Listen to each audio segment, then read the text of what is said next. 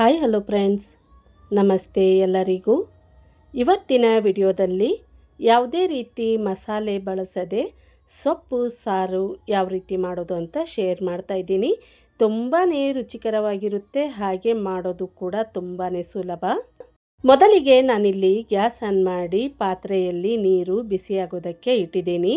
ನೀರು ಬಿಸಿಯಾದ ನಂತರ 100 ಗ್ರಾಮ್ ತೊಗರಿಬೇಳೆ ಹಾಕ್ಕೊಳ್ತಾ ಇದ್ದೀನಿ. ಇಲ್ಲಿ ನಾನು ನೀಟಾಗಿ ಒಂದು ಸಾರಿ ವಾಶ್ ಮಾಡಿ ಬೇಳೆ ಹಾಕ್ತಾ ಇದ್ದೀನಿ. ಯಾವುದೇ ರೀತಿ ಕಾಳು ಬೇಳೆ ನೀಟಾಗಿ ವಾಶ್ ಮಾಡಿ ಹಾಕಬೇಕು. ಯಾಕೆ ಅಂದರೆ ಹುಳಗಳು ಆಗಬಾರ್ದು ಅಂತ ಪೌಡರ್ ಹಾಕಿರ್ತಾರೆ. ಹಾಗಾಗಿ ಇಲ್ಲಿ ನೋಡಿ ತೋರಿಸ್ತಾ ಇದ್ದೀನಿ. ಇದು ಹರಿವೆ ಸೊಪ್ಪು, ಪ್ರತಿಯೊಬ್ಬರಿಗೂ ಗೊತ್ತಿರುತ್ತೆ. ಫ್ರೆಶ್ ಆಗಿರುವಂಥ ಹರಿವೆ ಸೊಪ್ಪು ನಾನಿಲ್ಲಿ 2 ಕಟ್ ಹಾಕ್ಕೊಳ್ತಾ ಇದ್ದೀನಿ.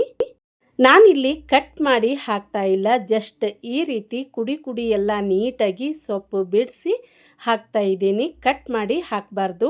ನಂತರ ನಾನಿಲ್ಲಿ ರುಚಿಗೆ ತಕ್ಕಷ್ಟು ಉಪ್ಪು, ಎಣ್ಣೆ ಹಾಗೆ ಅರಿಶಿನ ಪುಡಿ ಹಾಕಿ ನೀಟಾಗಿ ಮಿಕ್ಸ್ ಮಾಡ್ಕೊಳ್ತಾ ಇದ್ದೀನಿ. ಫ್ರೆಂಡ್ಸ್, ವಿಡಿಯೋ ಸ್ಕಿಪ್ ಮಾಡದೆ ನೋಡಿದರೆ ಪರ್ಫೆಕ್ಟಾಗಿ ನಾನು ಯಾವ ರೀತಿ ರುಚಿಕರವಾದಂಥ ಸೊಪ್ಪು ಸಾರು ರೆಡಿ ಮಾಡಿದೆ ಅಂತ ಗೊತ್ತಾಗುತ್ತೆ. ಇಲ್ಲಿ ನಾನು 1 ಈರುಳ್ಳಿ, 3 ಟೊಮಾಟೊ ಹಣ್ಣನ್ನು ಕೂಡ ಚಿಕ್ಕದಾಗಿ ಕಟ್ ಮಾಡಿ ಹಾಕ್ಕೊಳ್ತಾ ಇದ್ದೀನಿ. ಹಾಗೆ ಕೊತ್ತಂಬರಿ ಕೂಡ ಚಿಕ್ಕದಾಗಿ ಕಟ್ ಮಾಡಿ ಹಾಕಿ ಮಿಕ್ಸ್ ಮಾಡ್ಕೊಳ್ತಾ ಇದ್ದೀನಿ. ಇವಾಗ ನಾವು ಗ್ಯಾಸ್ ಮೀಡಿಯಂ ಫ್ಲೇಮ್ನಲ್ಲಿ ಇಟ್ಟು ಪ್ಲೇಟ್ ಮುಚ್ಚಿ ಬಿಟ್ಟರೆ 10 ನಿಮಿಷದಲ್ಲಿ ಬೇಳೆ ಬೆಂದು ರೆಡಿ ಆಗುತ್ತೆ. ಇಲ್ಲಿ ನಾನು ಜಾರ್ ತೊಗೊಂಡಿದ್ದೀನಿ. ಸ್ವಲ್ಪ ಹಸಿ ಶುಂಠಿ, ಸ್ವಲ್ಪ ಹುಣಸೆ ಹಣ್ಣು, ಬೆಳ್ಳುಳ್ಳಿ ಹಾಗೆ 4 ರಿಂದ 5 ಹಸಿ ಮೆಣಸಿನಕಾಯಿಯನ್ನು ಕೂಡ ನಾನಿಲ್ಲಿ ಹಾಕ್ಕೊಳ್ತಾ ಇದ್ದೀನಿ. ನಿಮಗೆ ಖಾರಕ್ಕೆ ಅನುಗುಣವಾಗಿ ಹಸಿ ಮೆಣಸಿನಕಾಯಿಯನ್ನು ಹಾಕಬಹುದು.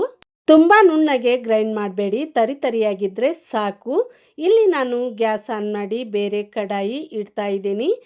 ಸಾರಿಗೆ ಒಗ್ಗರಣೆ ರೆಡಿ ಮಾಡ್ಕೋಬೇಕಲ್ಲ, ಹಾಗಾಗಿ 1 ಟೇಬಲ್ ಸ್ಪೂನ್ ಎಣ್ಣೆ ಹಾಕ್ಕೊಂಡಿದ್ದೀನಿ. ಎಣ್ಣೆ ಬಿಸಿ ಆದ ನಂತರ 1 ಟೀ ಸ್ಪೂನ್ ಸಾಸಿವೆ ಜೀರಿಗೆ ಚಟಪಟ ಫ್ರೈ ಆದ ನಂತರ 1 ಗೆಡ್ಡೆ ಬೆಳ್ಳುಳ್ಳಿ ನಾನಿಲ್ಲಿ ಕ್ರಷ್ ಮಾಡಿ ಹಾಕ್ತಾ ಇದ್ದೀನಿ. ಹಾಗೆ ಕರಿಬೇವು ಕೂಡ ಹಾಕ್ಕೊಳ್ತಾ ಇದ್ದೀನಿ. ನೀಟಾಗಿ ಮಿಕ್ಸ್ ಮಾಡಿ ಫ್ರೈ ಮಾಡ್ಕೋಬೇಕು. ತುಂಬಾ ಹೊತ್ತೋ ಹಾಗೆ ಫ್ರೈ ಮಾಡಬೇಡಿ. ಇಲ್ಲಿ ನೋಡಿ ಯಾವ ರೀತಿ ನಾನು ಫ್ರೈ ಮಾಡ್ತಾ ಇದ್ದೀನಿ ಅಂತ. ಜಸ್ಟ್ 1 ನಿಮಿಷ ಫ್ರೈ ಮಾಡಿದ ನಂತರ ಇಲ್ಲಿ ನಾವು ಗ್ರೈಂಡ್ ಮಾಡಿರುವಂಥ ಖಾರ ಹಾಕಬೇಕು. ಇಲ್ಲಿ ನೋಡಿ ತರಿಯಾಗಿ ಈ ರೀತಿ ನಾವು ಗ್ರೈಂಡ್ ಮಾಡಿ ತಗೋಬೇಕು. ತುಂಬ ನುಣ್ಣಗೆ ಮಾಡಬೇಡಿ. ಖಾರ ಹಾಕಿದ ನಂತರ ಜಸ್ಟ್ 1 ನಿಮಿಷ ಮಿಕ್ಸ್ ಮಾಡಿ ಫ್ರೈ ಮಾಡಿದರೆ ಸಾಕು. ಈ ಮೆಥಡಲ್ಲಿ ಒಮ್ಮೆ ಸೊಪ್ಪು ಸಾರು ಟ್ರೈ ಮಾಡಿ. ತುಂಬಾ ಈಸಿಯಾಗುತ್ತೆ, ಹಾಗೆ ತುಂಬ ರುಚಿಕರವಾಗೂ ಕೂಡ ರೆಡಿಯಾಗುತ್ತೆ. ಇವಾಗ ನಾವು ಬೇಳೆ ಬೇಯೋದಕ್ಕೆ ಬಿಟ್ಟಿತ್ತಲ್ಲ, ಒಮ್ಮೆ ಚೆಕ್ ಮಾಡ್ಕೊಳ್ಳೋಣ. ಬೇಳೆ ಹಾಗೂ ಸೊಪ್ಪು ಕೂಡ ನೀಟಾಗಿ ಬೆಂದು ರೆಡಿಯಾಗಿದೆ. ಇಲ್ಲಿ ನೋಡಿ ತೋರಿಸ್ತಾ ಇದ್ದೀನಿ. ಇಷ್ಟು ಆದರೆ ಸಾಕು. ಬೇಳೆ ನೀಟಾಗಿ ಬೆಂದಿರಬೇಕು. ಇವಾಗ ನಾವು ಮ್ಯಾಶ್ ಮಾಡ್ಕೋಬೇಕು. ಬೇಳೆ, ಸೊಪ್ಪು, ಟೊಮಾಟೊ ಹಣ್ಣು, ಈರುಳ್ಳಿ ಒಂದಕ್ಕೊಂದು ನೀಟಾಗಿ ಹೊಂದ್ಕೊಳ್ಳೋ ಹಾಗೆ ಮ್ಯಾಶ್ ಮಾಡ್ಕೋಬೇಕು. ಇಲ್ಲಿ ನೋಡಿ ನಿಮಗೆ ತೋರಿಸ್ತಾ ಇದ್ದೀನಿ.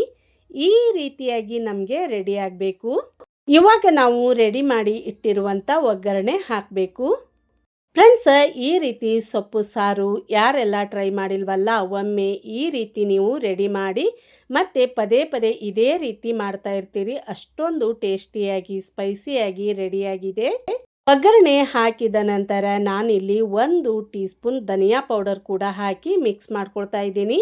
ರುಚಿ ನೋಡಿ ಉಪ್ಪೇನಾದರೂ ಕಡಿಮೆ ಅನಿಸಿದರೆ ಉಪ್ಪು ಹಾಕಿ ಕುದಿಸಿ ಜಸ್ಟ್ 2 ನಿಮಿಷ ಕುದಿಸಿದ್ರೆ ಸಾಕು. ನೋಡಿ ನಮಗಿಲ್ಲಿ ಸೂಪರಾಗಿರುವಂಥ ಸೊಪ್ಪು ಸಾರು ರೆಡಿಯಾಗುತ್ತೆ. ಫ್ರೆಂಡ್ಸ್, ಇನ್ನೊಂದು ವಿಚಾರ ಏನಪ್ಪ ಅಂದರೆ ಸೊಪ್ಪು ನಾವು ಯಾವುದೇ ಕಾರಣಕ್ಕೂ ಕಟ್ ಮಾಡಿ ಹಾಕಬಾರ್ದು. ಯಾಕೆ ಅಂದರೆ ಸಾರು ಒಂಥರ ಕಹಿ ಥರ ನಮಗೆ ಟೇಸ್ಟ್ ಬರುತ್ತೆ. ಹಾಗಾಗಿ ಇವತ್ತು ನಾನು ಕೆಂಪು ಮೆಣಸಿನಕಾಯಿ ಚಟ್ನಿ ಮಾಡಿದ್ದೀನಿ, ರೊಟ್ಟಿ ಕೂಡ ಮಾಡಿದ್ದೀನಿ. ಇಲ್ಲಿ ನೋಡಿ ನಿಮಗೆ ಸರ್ವ್ ಮಾಡಿ ತೋರಿಸ್ತಾ ಇದ್ದೀನಿ. ನೆಕ್ಸ್ಟ್ ವಿಡಿಯೋದಲ್ಲಿ ಈ ರೆಸಿಪಿಯನ್ನು ಕೂಡ ನಾನು ಶೇರ್ ಮಾಡ್ತೀನಿ. ಈ ರೀತಿ ಕೆಂಪು ಮೆಣಸಿನ ಚಟ್ನಿ ಹಾಗೆ ಸ್ವಲ್ಪ ತುಪ್ಪ ಹಾಕಿ ರೊಟ್ಟಿ ತಿಂದರೆ 1 ತಿನ್ನೋ ಬದಲು 4 ತಿಂತಾರೆ ನೋಡಿ, ಅಷ್ಟು ರುಚಿಯಾಗಿರುತ್ತೆ. ಇಲ್ಲಿ ನಾನು ಸರ್ವ್ ಮಾಡಿ ತೋರಿಸ್ತಾ ಇದ್ದೀನಿ. ನೋಡಿ ರೊಟ್ಟಿ, ಚಟ್ನಿ ಹಾಗೆ ಇವಾಗ ಮಾಡಿರುವಂಥ ಸೊಪ್ಪು ಸಾರು ತುಂಬಾ ಕಾಂಬಿನೇಷನ್ ಆಗುತ್ತೆ ನೋಡಿ ಫ್ರೆಂಡ್ಸ್. ಇಡ್ಲಿ, ದೋಸೆ, ಪೂರಿ, ಚಪಾತಿ, ರೊಟ್ಟಿ ಜೊತೆ, ಅನ್ನದ ಜೊತೆ ತುಂಬಾ ಕಾಂಬಿನೇಷನ್ ಆಗುತ್ತೆ ಈ ಸಾಂಬಾರ್. ಇವತ್ತಿನ ಈ ರೆಸಿಪಿ ನಿಮ್ಮೆಲ್ಲರಿಗೂ ಇಷ್ಟ ಆಗಿದೆ ಅಂತ ಅಂದ್ಕೊಂಡಿದ್ದೀನಿ. ಮತ್ತೆ ಹೊಸ ರೆಸಿಪಿಯೊಂದಿಗೆ ಸಿಗ್ತೀನಿ. ಎಲ್ಲರಿಗೂ ಧನ್ಯವಾದಗಳು.